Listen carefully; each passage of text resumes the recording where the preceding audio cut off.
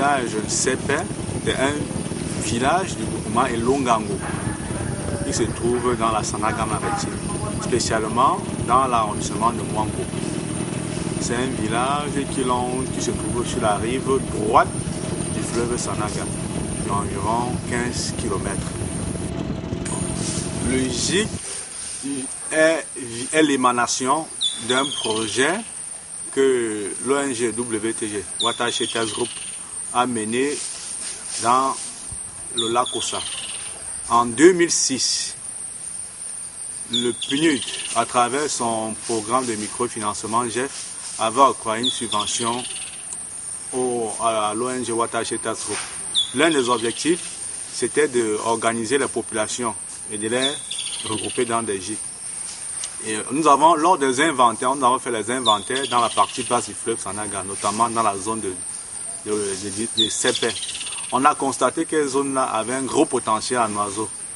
Notamment, il y avait la population des canards à l'eau d'œuf qui représentait environ 10% de la population.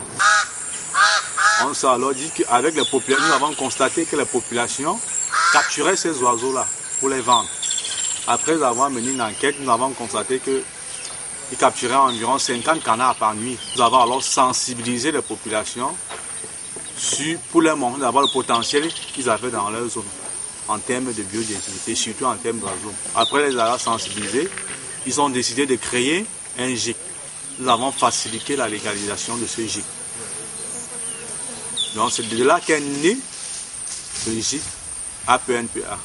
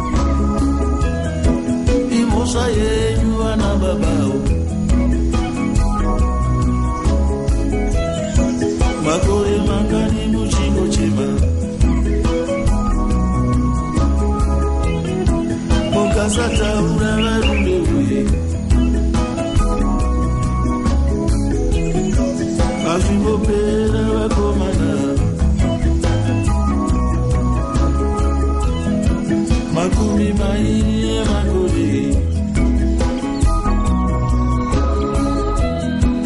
Ajibo batilila na mai Mujango parida mukati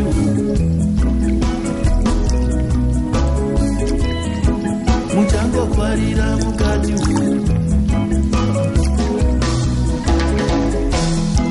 Utsabishiji bana baba Tizo chete sinodima Nikande nutakatora Kati shangre pamuchete Nifunde nutakatora Tirora taichendera Kati ite sinoita Kati remekete mose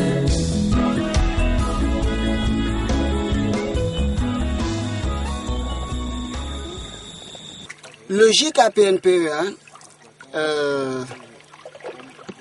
est un organisme qui a environ 22 personnes actuellement. Avant, nous avions l'habitude de tuer les gibiers, les oiseaux, pour se nourrir, pour vendre, avoir même un peu d'argent, pour acheter du pétrole et même du savon. Bon, depuis que nous avons créé notre GIC communément, nous avons créé notre GIC qui a été légalisé.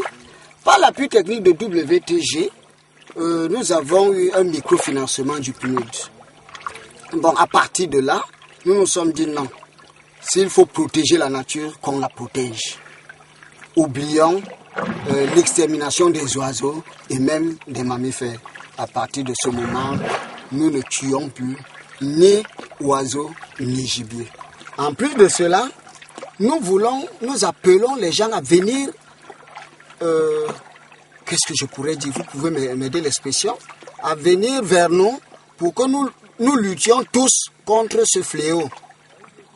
De un. De deux, ce n'est pas seulement moi seul qui suis pauvre, donc ce n'est pas seulement les membres du GIC qui sont pauvres. Il y a aussi d'autres qui sont pauvres et qui viennent d'ailleurs. Nous essayons de les sensibiliser pour qu'ils comprennent que la protection de la biodiversité est importante. Nous avons comme activité ici, premièrement, la pêche d'abord. Quand je parle de la pêche, ce n'est pas la grande pêche. Ça veut dire quoi? C'est la petite pêche avec des filets, des éperviers, comme on appelle, des hameçons au bord de la Sanaga et dans les lacs. Ensuite, nous avons des travaux agricoles. Ça veut dire quoi? On a des palmeraies, on a des bananeraies, on a également des champs de culture vivrière.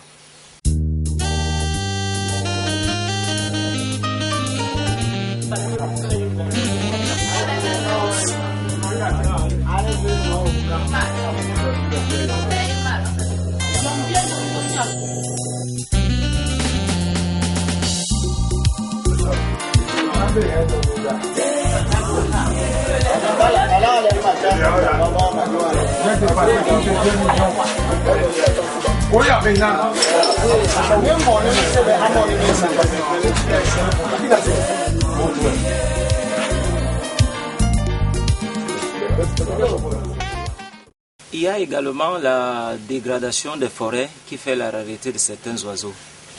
Pourquoi? Parce que dans nos forêts, jusqu'à présent, il y a des arbres qui sont abattus, des arbres tronçonnés, il y a des feux de brousse. Bon, on lance vraiment l'appel aux autorités compétentes pour essayer vraiment d'atténuer cette allure. Pourquoi? Parce que nous sommes là pour protéger les espèces en voie de disparition.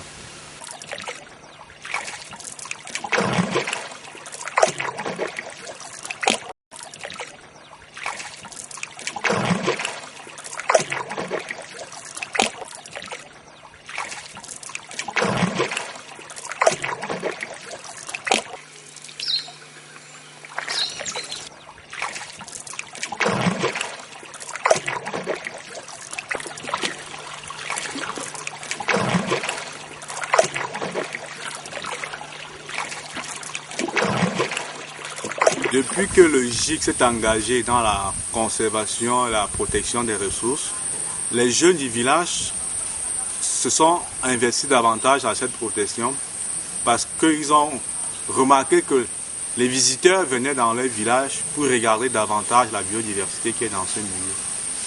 À travers cette observation des oiseaux, les populations ont pu tirer des devises de touristes en les accompagnant sur le terrain comme guides locaux. Les populations ont compris que la venue des visiteurs dans le village pouvait leur fournir des devises. Et ceux-ci se sont engagés davantage à protéger leur milieu parce qu'ils ont constaté que la protection de leur milieu pouvait les apporter des ressources financières supplémentaires à travers les visiteurs qui arrivent dans le village.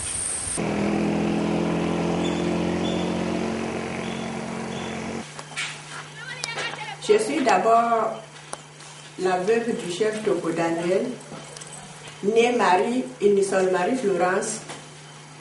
Ici, nous sommes à la chefferie de Longamou. Le chef a accepté de donner sa maison à la portée du GIC pour que, d'abord, la chefferie, c'est un lieu où on peut bien garder les étrangers.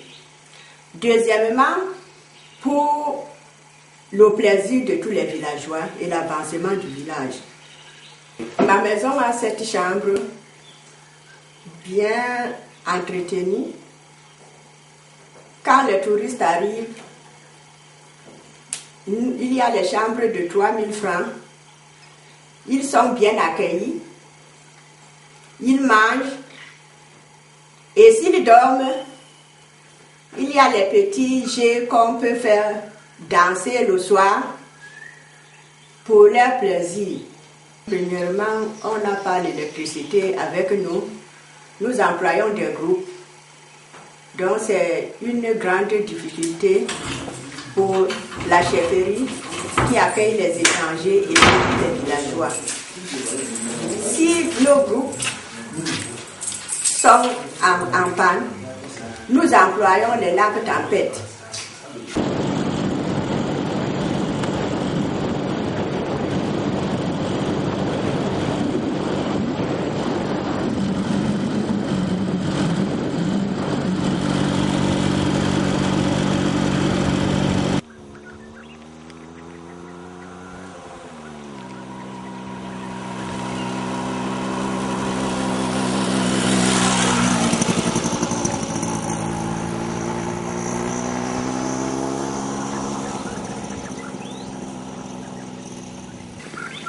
I know you don't know me, but in this song, in Deep Blue, I bring my own contribution, my own collaboration to the emancipation of my country.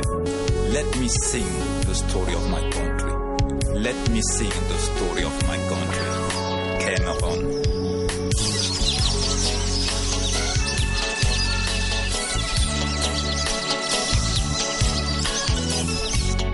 Rio dos Camarões, Rio dos Camarões. Je m'appelle Michel Mikeke, diacre permanent de Marienberg, ordonné le 12 juillet 1978 à la cathédrale Saint-Pierre et Paul de Douala par le feu Monseigneur Simon Tognet. Bon. Je suis ici à Marienberg. J'ai 82 ans d'âge. Les Allemands prennent possession du Cameroun. Accord germano-douala. 14 juillet 1884. Marienberg en 1890. Voici donc le tout premier registre de baptême par les Palotins. De 1891 à 1818.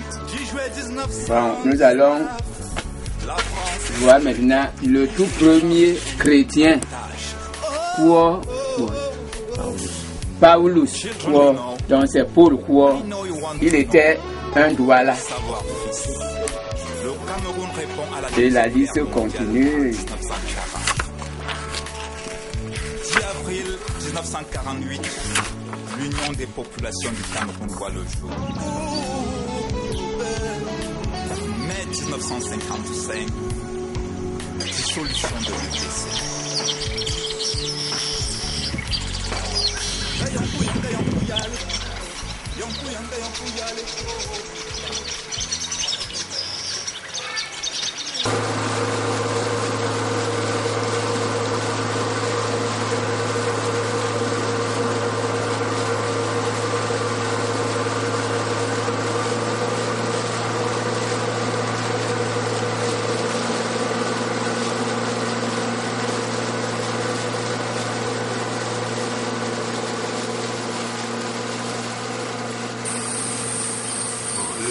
Actuellement, le GIC est confronté à une grosse difficulté en termes d'équipement du travail. Notamment, le GIC a besoin des équipements tels que une embarcation motorisée pour pouvoir faire le suivi, les inventaires, notamment des oiseaux dans la zone. Il y a aussi un sérieux problème qui se pose maintenant, un gros braconnage au niveau des crocodiles. Le GIC entend mettre en place un sanctuaire de crocodiles pour protéger cette espèce parce que dans le village, ils sont de plus en plus menacés. Pour la jeunesse qui, avant, prenait les oiseaux, qui tient les oiseaux comme une grande richesse, maintenant ces jeunes, leurs yeux sont ouverts. Donc ils trouvent que c'est un avancement qui peut servir eux-mêmes et leurs enfants et leurs arrière-enfants quand ils vont garder ces animaux et ces oiseaux bien pour que leurs enfants aussi puissent connaître ces oiseaux-là.